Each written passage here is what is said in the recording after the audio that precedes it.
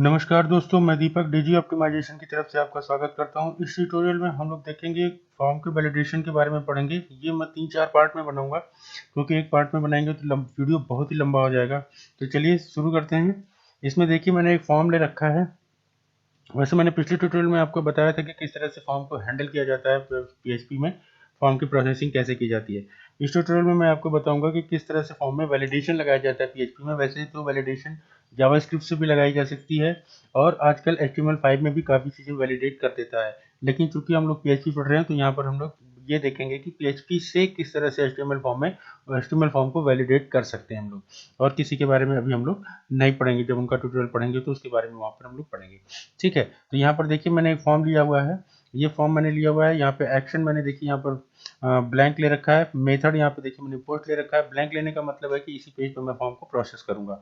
उसके बाद देखिए मैंने यहाँ पे एक यूजर नेम लिया है, इनपुट टाइप लिया है टेक्स्ट, तो उसमें लिया मैंने यूजर नेम। उसके बाद मैंने एक पासवर्ड लिया है, यहाँ पे ये मैंने पासवर्ड ले लिया उसका नाम। उसके बाद मैंने यहाँ पर एक टेक्स्ट इनपुट टाइप टेक्स्ट लिया जिसमें मैंने ईमेल लिया हुआ है और एक कॉन्टैक्ट नंबर के लिए मैंने कॉन्टैक्ट लिया। उसके बाद मैंने एक सबमिट बटन बनाया हुआ है।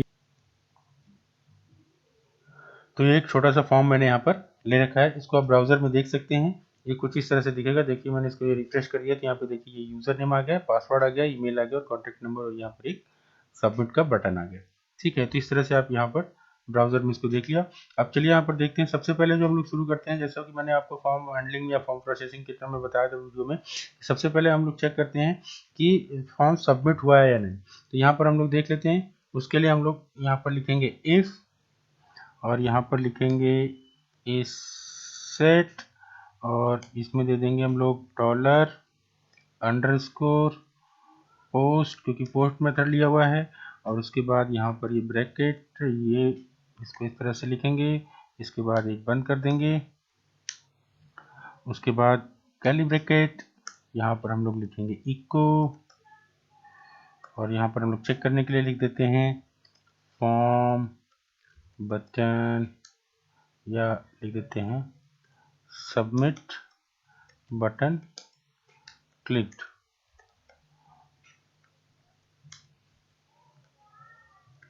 ठीक है, ये हमने यहाँ पर लिख लिया सबमिट बटन क्लिक्ड।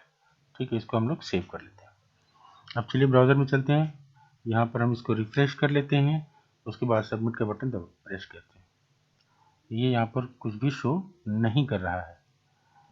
तो क्यों नहीं शो कर रहा है? क्योंकि यहाँ पर हमने कोई नाम नहीं दिया था। यहाँ पर देखिए सबमिट नाम लिखा हुआ है। जैसा कि मैंने आपको बताया था कि पीएचपी में नाम से ही सारी वैल्यू, नेम को डिफाइन करना पड़ता है, इसी से ही वैल्यू पास होती है। तो यहाँ पर हमें लिखना पड़ेगा सबमिट।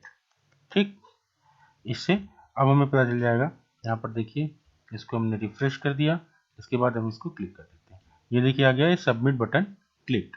इस तरह से हम लोग, अब हमें पता चल गया कि हाँ ये बटन क्लिक हो रहा है। ये पहला प्रोसेस हमने पूरा किया। अब चलिए देखते हैं कि कोई फील्ड ब्लैंक है कि नहीं। तो इसको हम लोग हटा देते हैं। कोई फील्ड ब्लैंक नहीं होनी चाहिए, तो उसके लिए हम लोग यहाँ पर लेते हैं इफ। अब अगर देखिए बटन प्रेस हुआ है तो उसके बाद हम लोग चेक करेंगे कि कोई फील्ड ब्लैंक है कि नहीं। तो इफ, उसके पहले हम लोग सारे जितने भी इनपुट हैं उसको एक वेरिएबल में सेव कर लेते हैं। जैसे डॉलर यूजर नेम है तो इसको हम लोग डॉलर यूजर नेम में सेव कर लेते हैं। डॉलर अंडरस्कोर पोस्ट, इसको ले लेते हैं यहाँ पर इस तरह से लिख लेंगे। यहाँ पे ले लेंगे यूजर नेम। ठीक है, इस तरह से यूजर नेम की वैल्यू एक वेरिएबल में सेव हो गई।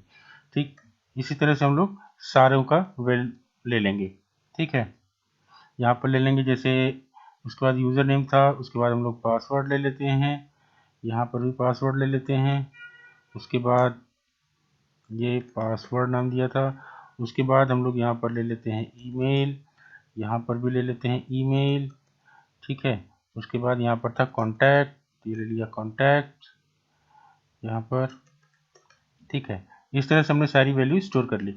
इसलिए हमने इसको वेरिएबल में स्टोर कर लिया क्योंकि हमें बार बार नहीं तो ये लिखना पड़ता डॉलर अंडरस्कोर पोस्ट, फिर ये सब पूरा यूजर नेम। इसलिए हमने उसको वेरिएबल में ले लिया थोड़ी आसानी करने के लिए। तो अब ये सारी वेरिएबल में इसकी वैल्यू स्टोर हो रही है। अब इसके बाद हम लोग चेक करेंगे कि ये कोई फील्ड ब्लैंक तो नहीं है। तो इसके लिए हम लोग एक फंक्शन यूज करेंगे एम्प्टी का। ठीक है, यहाँ पर हम लोग लेते हैं इफ, एक फंक्शन होता है एम्प्टी जो ये चेक करता है कि कोई फील्ड ब्लैंक है या नहीं। तो यहाँ पर हम लोग उसके लिए लेते हैं डॉलर, यहाँ पे यूज़र नेम। अब ये फील्ड अगर ब्लैंक है तो ये एरर शो करे। क्या एरर शो करे यहाँ पर देख लेते हैं। हम लोग लिख लेते हैं इको यूज़र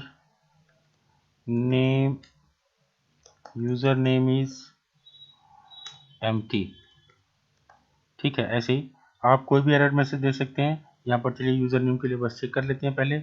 तो यहाँ पर हम लोग आते हैं, इस पेज को रिफ्रेश करते हैं, उसके बाद यहाँ पे यूज़र नेम ब्लैंक है, हम लोग क्लिक कर देते हैं। ये देखिए आ गया यूज़र नेम इज एम्प्टी।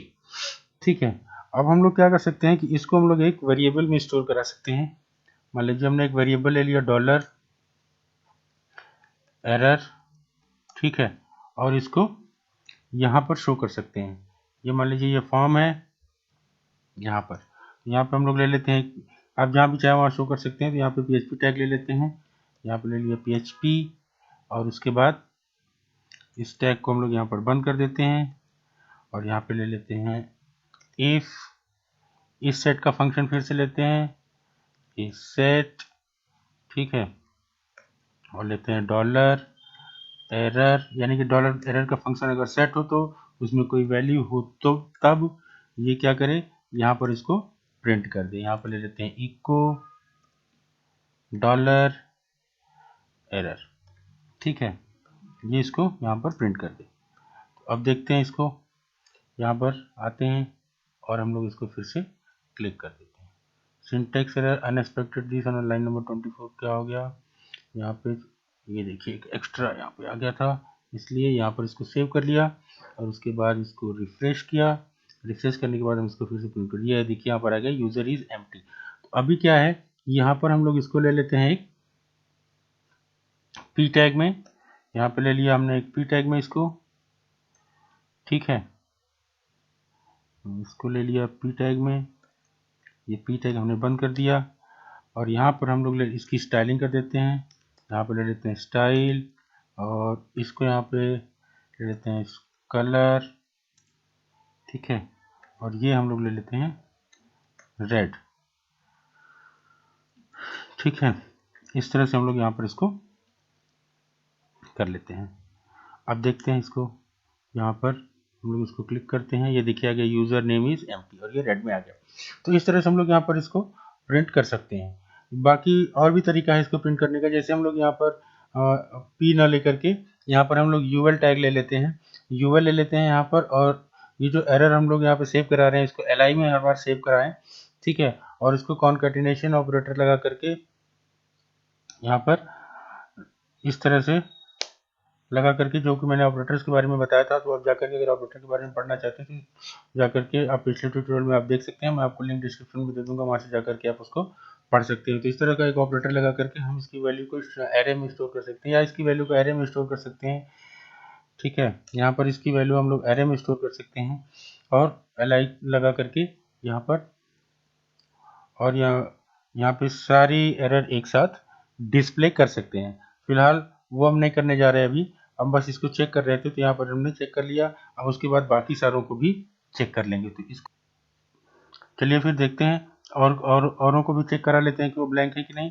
यहाँ पर ले लिया हमने इफ, उसके बाद हम लोग ले लेते हैं एम्प्टी, ये सीधे सीधे कॉपी कर लेते हैं यहाँ से, ये कॉपी कर लिया। यहाँ पे लेंगे हम लोग एल्स एफ, ठीक है, एल्स इफ ले लिया, यहाँ पर डबल एफ हो गया, ये हमने ले लिया एल्स इफ। यूज़र नेम की जगह हम लोग दे देते हैं पासवर्ड, और उसके बाद फिर वही कर्ली ब्रैकेट, और यहाँ पे लिख देते हैं dollar error equal to password is empty, ठीक है, यहाँ पे ये कर दिया हमने। उसके बाद हम लोग फिर से ले लेते हैं एल्स इफ, उसके बाद एम्प्टी, फिर एम्प्टी में ले लेते हैं हम लोग डॉलर ईमेल, उसके बाद ईमेल को यहाँ पर देखिए फिर कर्ली ब्रैकेट ले लेते हैं, कर्ली ब्रैकेट लेते हैं, इसको हम लोग इको कर देते हैं ईमेल इज एम्प्टी, ठीक है। उसके बाद इसको भी बंद कर देते हैं। इसके बाद हम लोग जो अगला लेते हैं वो हम लेते हैं फिर से एल्स इफ, यहाँ पर ले लिया हमने एम्प्टी, उसके बाद हम लोग ले लेते हैं डॉलर कॉन्टैक्ट, ठीक है, और फिर यहाँ पर ले लेते हैं कर्ली ब्रैकेट और उसमें लिख देते हैं इको